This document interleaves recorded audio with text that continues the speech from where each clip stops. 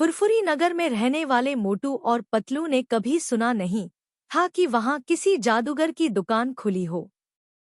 एक दिन जब वे अपने रोजाना की तरह बाजार में घूम रहे थे तो उन्हें एक अजीब बूटी वाले बुजुर्ग की दुकान पर ध्यान गया। दुकान में उनके सामने एक चमकदार गोल गेंद रखी गई थी। मोटू भाई, देखो ये क्या है? पतलू ने हैरानी भरे अंदाज में कहा। मोटू ने भी देखा और पूछा, बाबा जी, ये क्या है? वृद्ध बुजुर्ग ने हंसते हुए उत्तर दिया, बच्चों, यह एक जादुई गेंद है। मोटू और पतलू की आंखों में उत्साह और आश्चर्य दोनों ही दिखाई दिया। जादुई गेंद? पतलू ने चकित होकर पूछा। हाँ, इस गेंद में चमत्कारी शक्ति है, बुजुर्ग ने बताया। इसे हाथ में लेकर कोई भी इच्छा मांगो और वह पूरी हो जाएगी।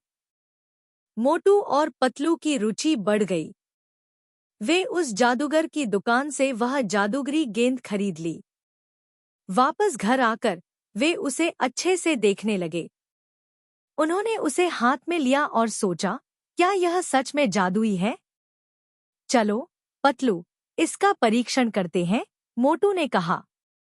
उन्होंने गेंद को उठाया और मन में चाहा, गेंद, मुझे सबसे मीठा नाश्ता चाहिए।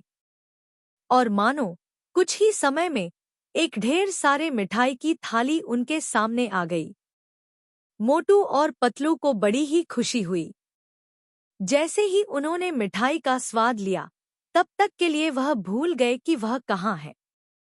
लेकिन जब उन्हें याद आया, तो वे अपने घर की ओर रुख कर चले।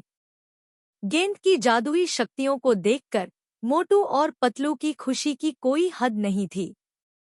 वे हर बार गेंद का इस्तेमाल करके नई नई मस्तियों में लिपटे रहते।